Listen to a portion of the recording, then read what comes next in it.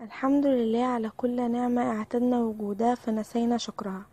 ازيكم يا بنات، عاملين ايه؟ قبل ما اتكلم عن فيديو النهاردة ياريت كلنا نصلي على النبي عليه افضل الصلاة والسلام. فيديو النهاردة بيتكلم عن ماسك ممتاز جدا للبشرة. بيفتح البشرة جدا. كمان ان هو مش مجرد ماسك تفتيح، لا ده بيعالج حروق الشمس، وكمان بيفتح الاماكن الداكنة. طبعا احنا دلوقتي في فترة الصيف، وطبعا الشمس حامية جدا، ومعظمنا بيخرج في الشمس والشمس بتغمق وشنا وايدينا. الاماكن اللي بتكون معرضة للشمس بيبقى لونها اغمق من جسمنا عموما.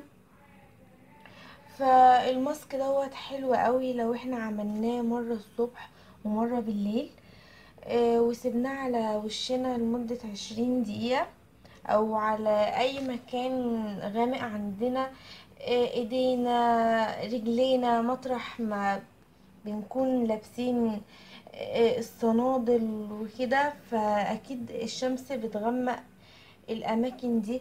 وبالذات احنا يعني دخلنا في الدراسة نوعا ما وبدأنا الدروس، وطبعا دروس بتبقى طول النهار وبنبقى معرضين للشمس، والأماكن اللي زي دي من السهل جدا ان هي تغمق بسبب الشمس.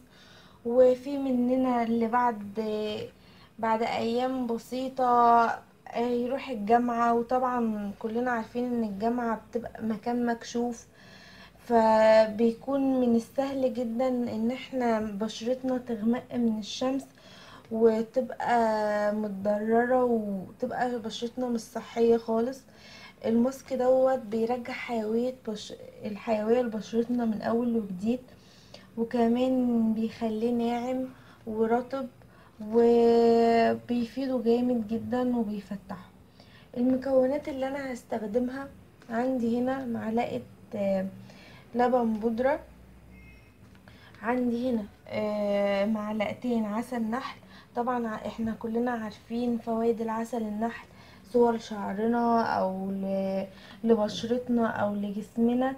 يعني نحمد ربنا على النعمة دي. طبعا ربنا خلق لنا نعم كتير حلوة و...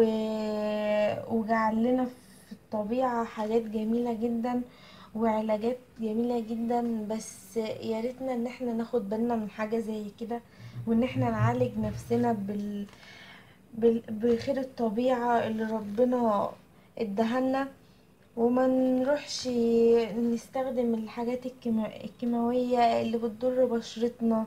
ومش بشرتنا بس، والله بتضر جسمنا وكمان شعرنا، هي بتضرنا عموما. مفيش حاجة كيميائية تدخل جسم الانسان ما تضرهوش. هو هي بتعالج، بس دايما بيكون لها اثر. اما الحاجات الطبيعية فيها ميزة.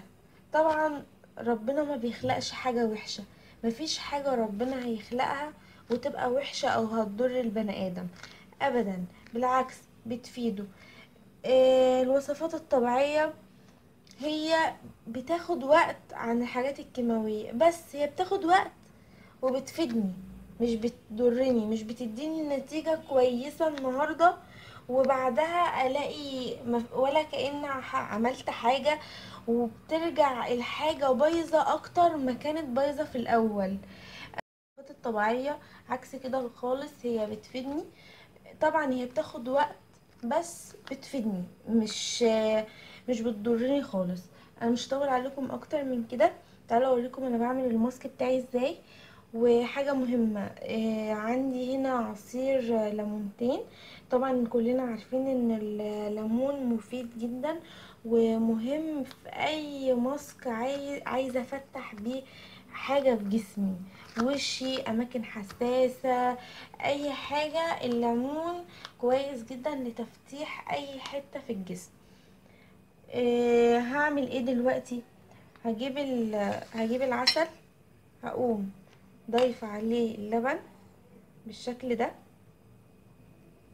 وهقوم منزلة الليمون بتاعي، واقوم مقلباه.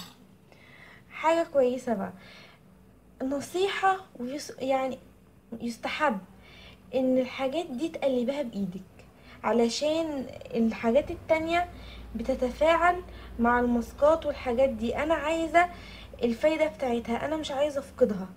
فاحسن حاجة معلش انك انتي تعمليها بايدك احسن، علشان الحاجة دي، الماسك اللي انتي بتعمليه ما يفقدش قيمته. اقلبه كده، اقعد اخلطه لحد ما يبقى عامل معايا زي العجينة.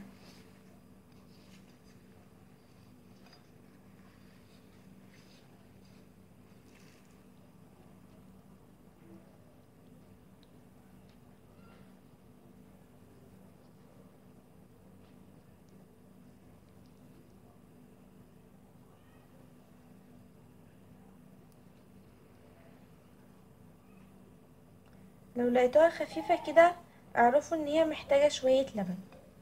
ثواني هحط لها شوية لبن.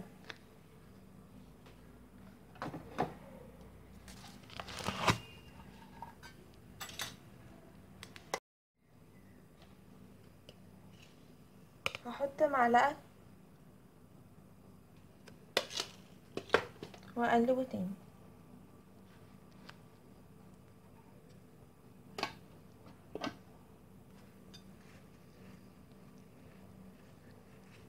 على فكرة اللبن البودرة جميل جدا في وصفات التفتيح. كده تقومي حطاها على بشرتك بالشكل ده، وتعملي حركات دائرية. بس قبل ما تعملي الماسك ده وتحطيه على وشك، يا ريت تكون غاسله وشك بالصابون عشان تبقى بشرتك نظيفه.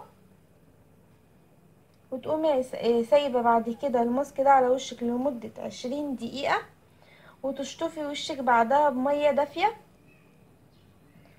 هتحسي بفرق ملحوظ، و... ومرة في مرة هتلاقي وشك نور ورجع لأصله، وكمان الحروق اللي مطرح الشمس دي راحت نهائي، وما عادش فيه اماكن داكنه اصلا. بس انتي استمري عليها مرة الصبح اول ما تصحي من النوم، ومرة بالليل قبل ما تنامي. بس واتمنى بجد ان تكون وصفتي عجبتكم، وان انا كنت ضيفة خفيفة على قلبكم النهاردة. لو عجبكم الفيديو ما تنسوش تضغطوا لايك وتشتركوا في القناة عشان يوصل لكم كل فيديو جديد هنزله ان شاء الله. هتوحشوني قوي. مع السلامة.